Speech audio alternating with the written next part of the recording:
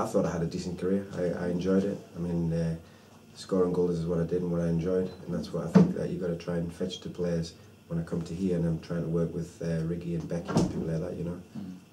What are the highlights of your career then, and what are the things that sort of made you decide that I want to stay in football, I want to carry on this coaching side of things? Well, I've always loved football, and it's always what I've wanted to do, and always the only thing I've really known that I can do fairly well. It's obviously down to other people to say that, but after my playing career, I wanted to stay in football. I had the opportunity through Chris Turner, who sort of, we'd worked together at a couple of clubs in terms of playing wise, and it was a trust issue, which I think lots of managers and coaches have with whoever they take in, and I obviously took my badges after that and wanted to stay in it. So just waiting for an opportunity really. And you've had a couple of stints as caretaker boss, so leading the club. What was that like? How did you find that?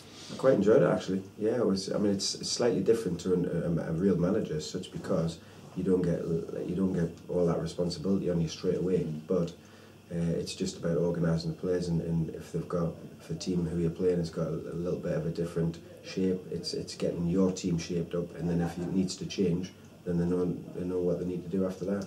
But I really enjoyed it, and I had a fairly successful success rate of it. Any ambitions to be the real manager, as you put it? Well, maybe further down the line, but at this moment in time, I'm quite happy with what I'm doing and who I'm working with and who I'm working for. And he's just watching the room. Just tell us a little bit about how you find working with Keith Curl. It's eventful. It's really good atmosphere we sort of create and recreate. Subtitles.